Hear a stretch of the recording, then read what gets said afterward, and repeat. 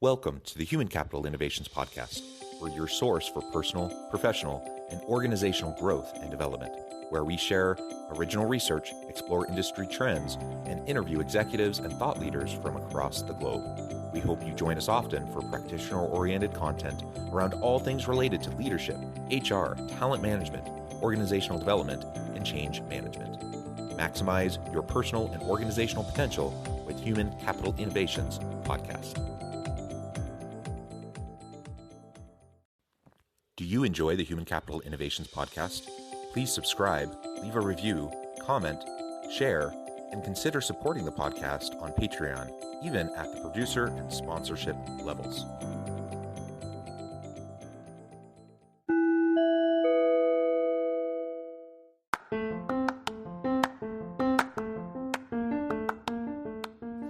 Welcome to the Human Capital Innovations Podcast.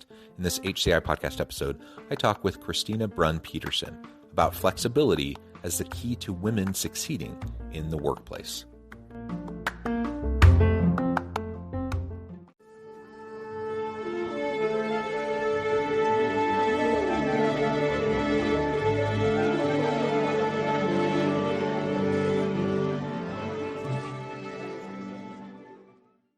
Christina Brunn-Peterson, welcome to the Human Capital Innovations Podcast. Thank you so much, John. Thanks for having me. It is a pleasure to have you on today. This is a HCI podcast special for International Women's Day. You're joining us from Denmark. We're going to be talking about flexibility as the key to women succeeding in the workplace and really try to unpack that. And of course, you are a woman, you are international, and I think you have just such an amazing career. I'll be sharing your bio here in a moment, but I think you have a lot of perspective to bring to this. I think it'll be a fascinating conversation. So I really appreciate you taking the time out of your busy day and schedule to share your insights with me and my listeners. As we get started, I wanted to share Christina's bio with everybody. Christina Brunn-Peterson co-founded Worksome in 2016. Today, she leads the Flexible Revolution as Worksome's Chief People Officer. Her focus is on creating and delivering both flexible and supportive and inclusive environment for employees and a best-in-class hiring experience for candidates. As a thought leader and change maker for the global HR community, Christina is passionate about making the future of work a reality. To do so, she believes in supporting four fundamental initiatives at work: a people-first company culture that is inclusive, authentic, and sustainable; trust and strength-based leadership; a flexible workplace that fosters agility and autonomy; and innovation driven by diversity and inclusion. I think all four of those areas are fantastic, super important. We need to be spending more time and attention on each of those. And it makes sense as the Chief People Officer that those would be areas of your focus. Anything else you would like to share with listeners by way of your background or personal context before we really dive on into the conversation? No, well, I think it really sums it up, right? To really essentially be able to support people in maximizing professional potentials. And this is definitely what we're really trying to do at Worksome, to have, this organizational trust installed everywhere in order for people to shine and really be able to take ownership and maximize on their strengths. Yeah, that's perfect. And maybe can you tell us a little bit about Worksome? I haven't really introduced that. You co-founded it in 2016. What is Worksome? What are you doing? And then we can get into more of the specific topic for today. Yeah, so Worksome is basically the home for your contingent workforce. And what we really want is to make work better by giving people and businesses ultimate freedom to work in the most flexible way possible with zero friction. So this is our key driver for building this business. And we founded Worksome to be the first end-to-end solution for managing a contingent workforce, connecting companies and freelance top talent all over the world in an easy and compliant way. So we really believe in a future where careers are driven by meaningful work and flexibility. So this is definitely the mission we're on. Yeah, I love it. And that's the reality that we're in. You talk about making the future of work a reality. The reality is we're in the future of work. We're much further along than I think many people thought we would be, a few years ago, pre-pandemic. The pandemic has really accelerated us into this future, and the contingent workforce, the distributed workforce, the geographical barriers to how we hire and engage with our workforce, those have been broken down, and we've learned over the last couple of years how to really engage more effectively with distributed teams. So we need to, really get into this. We can't just put it off. The future of work is now. It's only going to continue in this trajectory. And so all of that is super important. I think you bring that perspective to the table, which is really, really valuable. The other piece of this, and you talked about flexibility. So WorkSome, you're all about flexibility, doing it in a compliant way, obviously, but granting more flexibility for workers, flexibility for organizations. And as we kind of layer that over the top of women in the workforce and the related issues, flexibility really can be a key component to leveling the playing field and giving women more opportunity. I think about the progress, slow, but some progress being made in terms of gender equality in the workplace, but many suggest that over the course of the last 2 years during the pandemic, we've set back women's equality in the workplace even a generation, which is horrible. And so we need to be mindful of this, and we need to do more proactively to try to balance the scales and to give people really a fighting chance.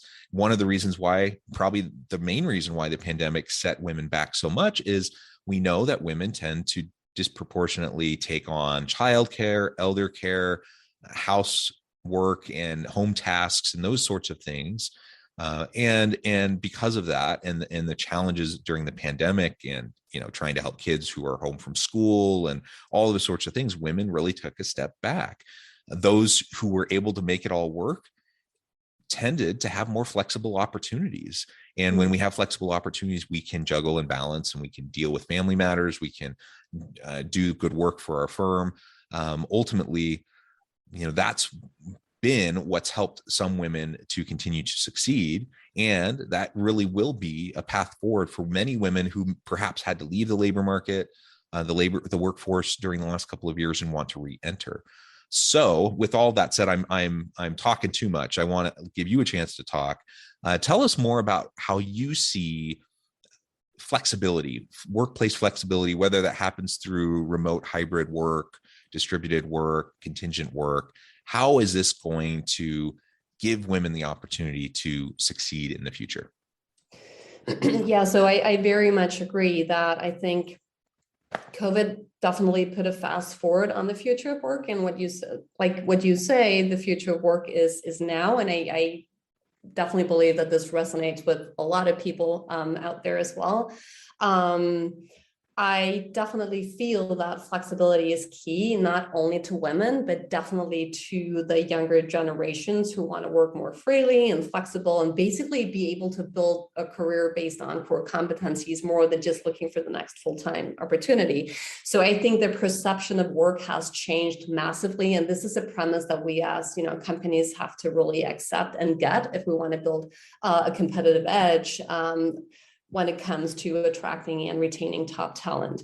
So it's definitely not something that only goes for women, but yes, I can definitely also, see how flexibility has been a massive opportunity for women to redesign their career paths, basically, because we were all forced to think about, some of us did this by, motivation, because we truly believe in this, but a lot of companies were forced into thinking about how can we redesign career paths, and how can we make sure that our employees stay on board. And I think the Great Resignation in itself was just a great reflection and great opportunity for a lot of people to reflect and maybe say, hey, what can we learn from this crisis and innovate on top of that and build back better, basically.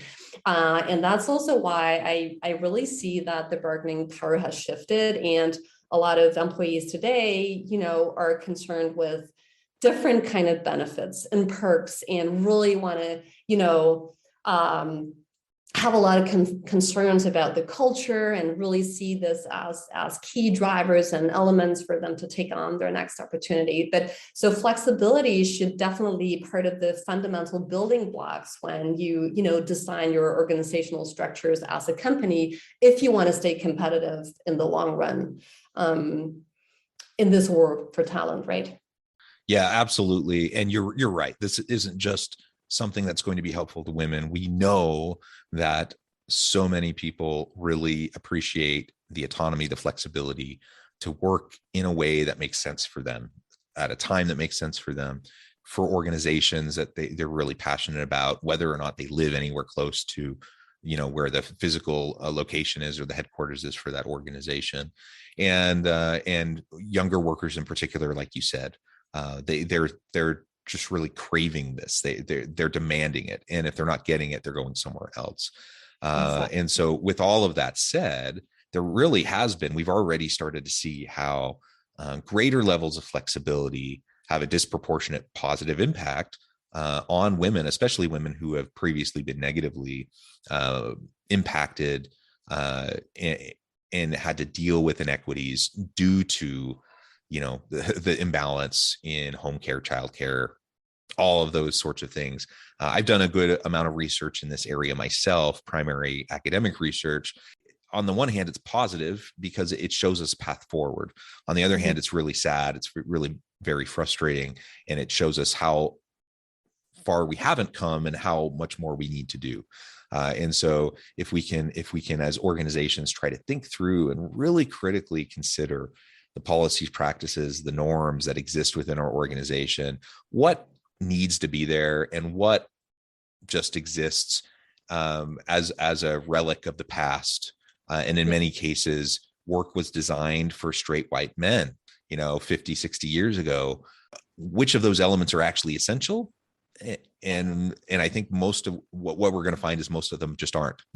And so we can start to rethink, we can start to redesign, and that will, in and of itself, as we break down the systems of inequality, it'll provide more opportunity. Yeah. And I think it's just basically, what good looks like has changed.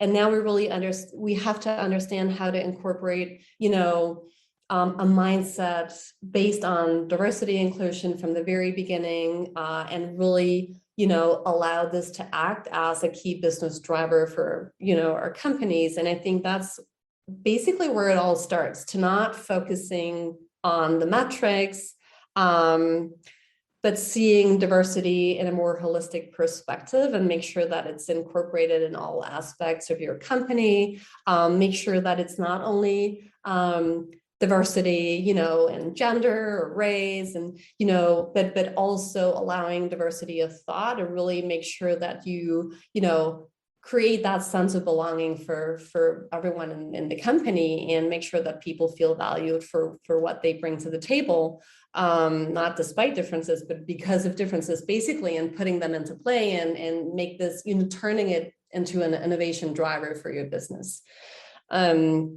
And in that comes working with, women, in general, underrepresented groups. But for me, it's very much seeing this in an individualized perspective, and really understand, what are the value priorities of the individual. And this is how we work at WorkSim as well, and really take this bottom-up process to how we work with culture to allow us to understand how can we support the organization and individuals in the best possible way on their WorkSim journey, to feel empowered and inspired and happy over time.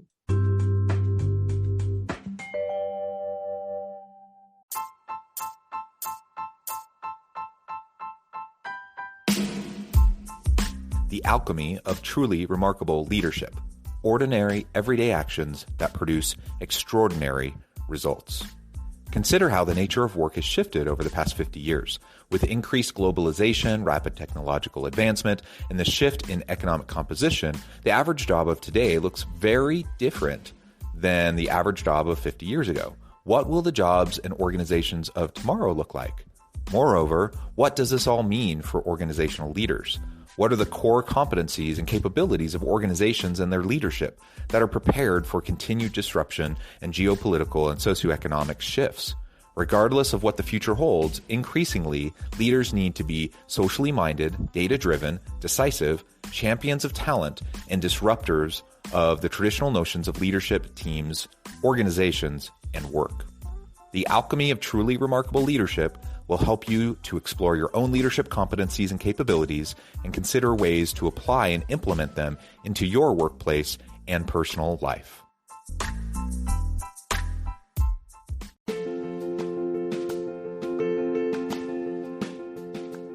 Check out my new book, The Future Leader, Creating and Transforming Next-Gen Organizations.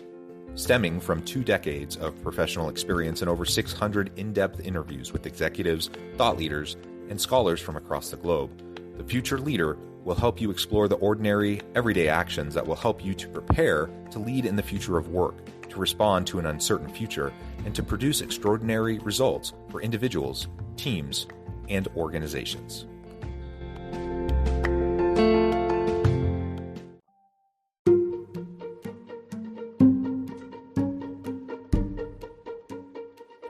Welcome to the Human Capital Innovations Academy, courses, micro-credentials, and certificates to upskill and reskill for the future of work.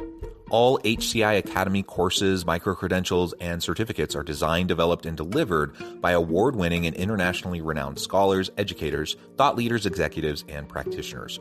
Our courses, micro-credentials, and certificates will help you make your mark on the future of work and make an immediate impact in your organizations.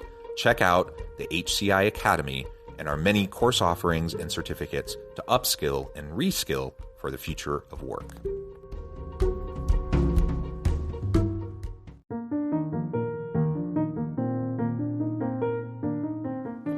Check out our new weekly LinkedIn newsletter, Alchemizing Human Capital, exploring industry trends via original research and interviews with executives and thought leaders from across the globe.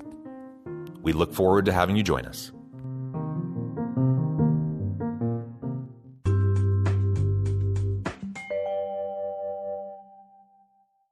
And one of your core fundamental initiatives that you outlined and that I read in your bio is, a people first company culture that is inclusive, authentic, and sustainable. I love that. I think it's amazing. I'm all for people-centric organizations, human-first organizations. And if we have that as an espoused value within our organization, it's aspirational. Chances are we're not there yet. Chances are, we have a lot of work to do. But if that's on the forefront, and we can consider how all of our decision-making connects back to and relates to that core value, that perspective, it will, I think, allow us to take a critical look and challenge the status quo, challenge the norms that exist, and question, if that particular policy, the practice, procedure needs to be there. And when I think of authenticity, for example, how many women for generations have had to kind of check who they are at the door when they get to work? And I think it's just so important when we talk about the value of diversity and inclusion, those perspectives of females and women of color and other marginalized populations. It's incredibly valuable to the organization from like a bottom line dollars and cents perspective. But in terms of like helping, someone bring their whole authentic self to the workplace to find meaning and purpose and engagement in their work, how important is that for anybody? But in this case, we're specifically talking about women. How important is it for them to be able to come? And I mean, we can't just compartmentalize every aspect of our life. And if I'm a woman and I have children, say during the pandemic, who are having to do schooling from home, and I'm trying to juggle, work, life, family, community, like all these different things. And then I'm like somehow expected to just check everything that makes like most of who I am, check that at the door, and then just come to the workplace and not think about or have any of that bleed in. It's silly. It's nonsense. And it's not healthy. Right. And so when we create environments where truly everyone can be authentic and genuine, and that they can feel supported, then that's going to open the doors for women who maybe didn't think or consider that they would be, someone who would even want to pursue a leadership role, for example, or whatever. Right. So we just need to open that door and encourage more individuals to participate and to break down the barriers that are keeping them from participating in those ways. Yeah. Yeah. For the benefit of the individual, but also for the businesses, to be honest. Because I think when you have a high degree of authenticity, you're just a better you. And this is super important also, when you hire people, of course, you're absolutely sure that these people are superstars at what they do, and basically they can come in and tell you what to do. But if you do not allow this to happen, and really, conduct themselves in the most authentic way possible, then you will not see the full potential of that individual. So I think it's also to really understand how it can benefit the companies going forward and really allow companies to build that competitive edge when it comes to winning over top talent, which is so key for us as, and staying successful as a company. Yeah, and we've been talking around the issue of flexibility. Of course, flexibility in the abstract. I think everyone can say, yeah, that's important. That's something that people value. Let's talk more specifically now about like what types of flexibility are useful and really helpful, especially as we think about marginalized populations and women.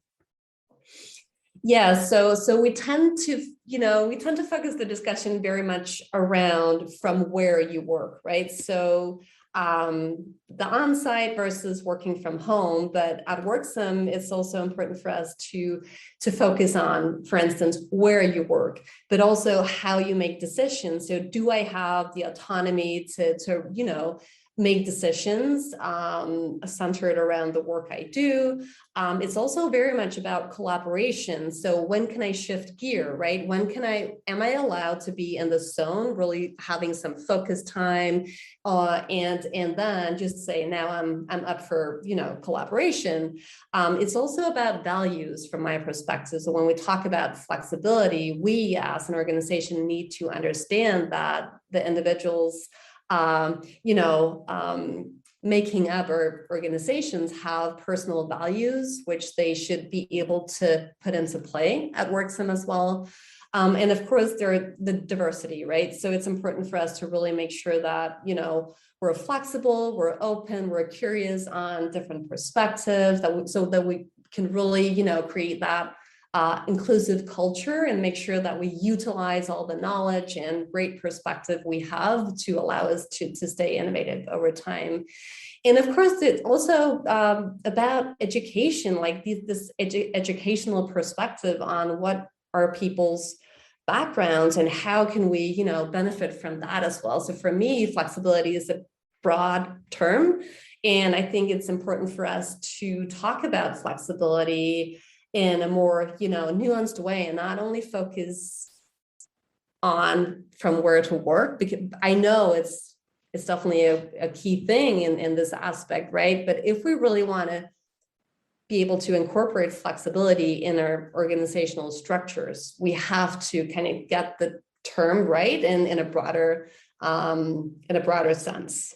So certainly flexibility in terms of being physically in the workplace versus hybrid or remote, flexibility in terms of, or say you're headquartered in New York City, do you need to actually live there and commute in? That's an incredible burden that I think many people have realized over the last couple of years. It's just not something they're willing to put up with anymore. So, Yeah. The cost of living, the commute, the traffic, the hassle, the headache, right? And people just want their life back. They don't want to be spending 3 hours plus a day commuting. And so, there's those components. So can people be, say if I'm in the United States, can I live anywhere in the United States or internationally? Can I literally be anywhere as long as I can connect, when needed, so we can have live synchronous interactions as needed, but then I can also work asynchronously on my own time zone. Flexibility in terms of time of day. Some, this whole 8 to 5 kind of a work day, that's a product of the past, and it works Totally. for a lot of people, and that's fine if it works for you. But some people like to get up early and work. Some people want to work late. Some people want to interrupt their day. Some people, they're going to work much better if they can just go work out for an hour in the middle of the day, right? Without having to worry about anyone looking over their shoulders saying, why aren't you at your desk, right? Some people want to be able to pick their kids up from school and help them with their homework and then go back and work more later when the kids are in bed. Like, there's all these different formats, and every person's different. What everyone needs is different. And so all of these forms of flexibility are really going to be important. And research has shown all of these forms of flexibility are very valued by women and very helpful to women, especially if they're trying to re-enter the labor market, if they're trying to consider opportunities for advancement or for leadership roles. When they feel supported and that they have that autonomy, that opportunity to have those elements of flexibility, they're going to be much more likely to jump in. The other piece that you said that I just think is so important, flexibility in terms of its connection in relation to diversity of thought, diversity of values, and everyone has, hopefully there's alignment with the core organizational values, right? Value congruence is important, but we also need to give a space where everyone can bring their own, unique purpose and value to the work that they do. And, hopefully that's in alignment with the organizational values, but there's still going to be new, unique, creative ways that people can contribute. And we need to create that opportunity. So that flexibility to contribute in unique ways, which means often that if we're super rigid as an organization, like this is how work gets done, follow these steps, have these outputs, you're stealing that opportunity from people to bring their own value to the work that they do. And frankly, you're probably thwarting innovation and creativity, and you're taking away the initiative that people might have to find new, better ways to do the work that needs to be done. Exactly. And that's why I truly believe in a more individualized approach to flexibility. We can't build a one size fits all. We really need to, of course, we want to provide the frameworks for sure, like what you said, right? But I also feel that we need to allow differences to exist. So there might be, differences in how teams operate and structure their work. So that it can cater to all the preferences and needs in that specific team. And that's all good and fine. We need to allow this, variation to exist if we want to make sure that people can have a sense of belonging. And so this is basically where, I think companies can really mature and let go a bit in terms of wanting to design, what is flexibility and make a structure around that, but really take this, it's a bit counterintuitive, right? It's ironic, isn't it? That, right? yeah, it's ironic that people are thinking, how can we make a more flexible workplace? And we're going to do that with all these rigid structures. Exactly. Let's agree on 2 days in the office and decide on which days. That just doesn't make any sense, right? So the point is really to say what works for you guys and have that bottom-up approach. And it's just a decision and a mindset. It's not to say that, smaller companies can do that. And when you get into this more, a larger company, you can't. It's basically a decision on how you want to, design your structures around flexibility and really accept the premise that flexibility is, key and should be part of, what you build on as a company going forward. Yeah, absolutely. Well said, Christina. It has been a pleasure. I note the time, I'm going to have to let you go. But before we close for today, I just want to give you a chance to share with listeners how they can connect with you, find out more about your work, and then give us a final word on the topic for today. Yeah, so of course, reach out to me on LinkedIn, and also more than welcome to reach out to me on Christina@worksome.com. Just want to say this is really, the future of work is now, and we really need to take this opportunity to build back better and make sure that we do cater to the prevailing preferences and needs in the market. Purpose, flexibility, and values are really what we need to incorporate and understand if we want to be the winners of tomorrow. Well said, Christina. It has been a pleasure. Happy International Women's Day. I encourage Likewise. listeners to reach out, get connected, find out more about what Christina and her team at Worksome can do for you. And as always, I hope everyone can stay healthy and safe. That you can find meaning and purpose at work each and every day. And I hope you all have a great week.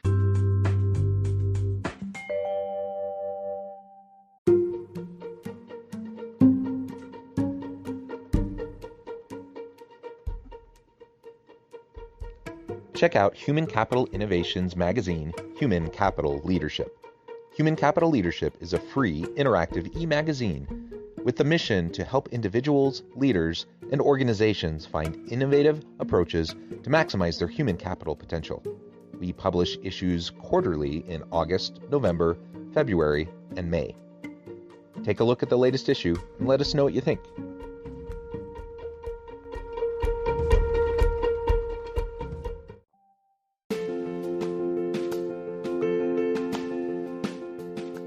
Bluer Than Indigo Leadership, the journey of becoming a truly remarkable leader.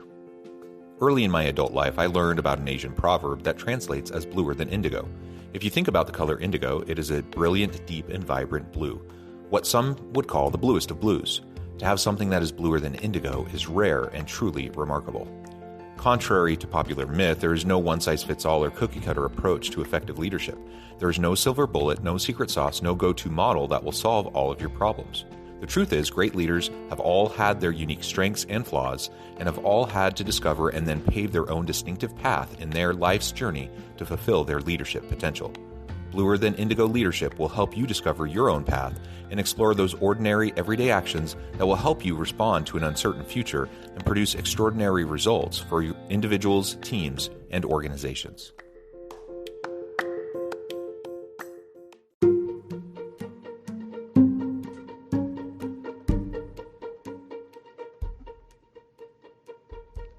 Check out Human Capital Innovations magazine, Human Capital Leadership.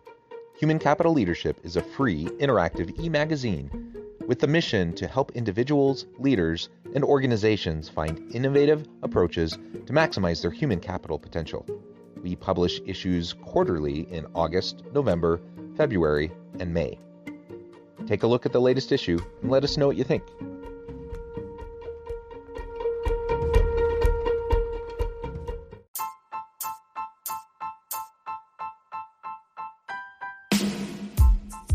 The alchemy of truly remarkable leadership. Ordinary, everyday actions that produce extraordinary results. Consider how the nature of work has shifted over the past 50 years.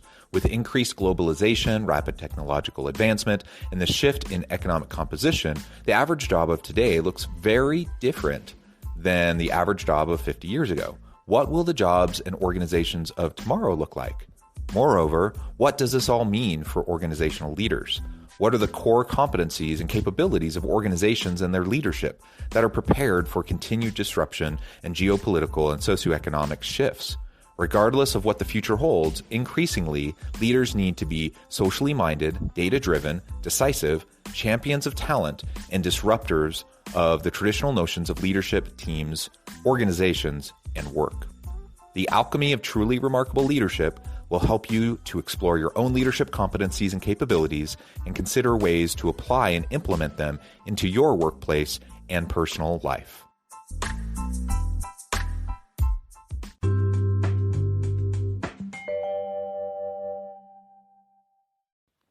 Do you enjoy the Human Capital Innovations podcast?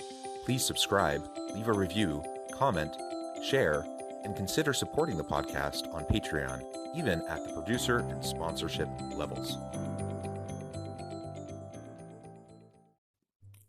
Thanks again for joining us for this episode of the Human Capital Innovations podcast. I hope you stay healthy and safe and that you have a great week.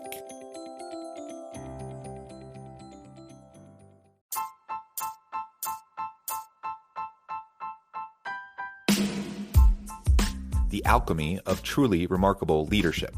Ordinary, everyday actions that produce extraordinary results. Consider how the nature of work has shifted over the past 50 years. With increased globalization, rapid technological advancement, and the shift in economic composition, the average job of today looks very different than the average job of 50 years ago. What will the jobs and organizations of tomorrow look like? Moreover, what does this all mean for organizational leaders? What are the core competencies and capabilities of organizations and their leadership that are prepared for continued disruption and geopolitical and socioeconomic shifts? Regardless of what the future holds, increasingly, leaders need to be socially minded, data-driven, decisive, champions of talent, and disruptors of the traditional notions of leadership, teams, organizations, and work. The Alchemy of Truly Remarkable Leadership will help you to explore your own leadership competencies and capabilities and consider ways to apply and implement them into your workplace and personal life.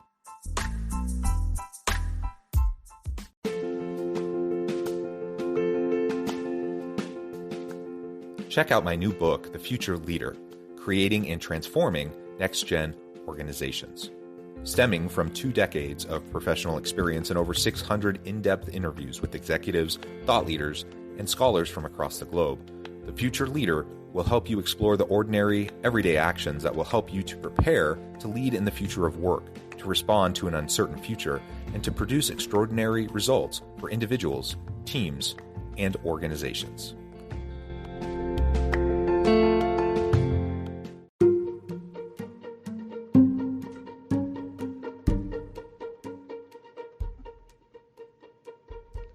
Check out Human Capital Innovations magazine, Human Capital Leadership. Human Capital Leadership is a free, interactive e-magazine with the mission to help individuals, leaders, and organizations find innovative approaches to maximize their human capital potential. We publish issues quarterly in August, November, February, and May. Take a look at the latest issue and let us know what you think.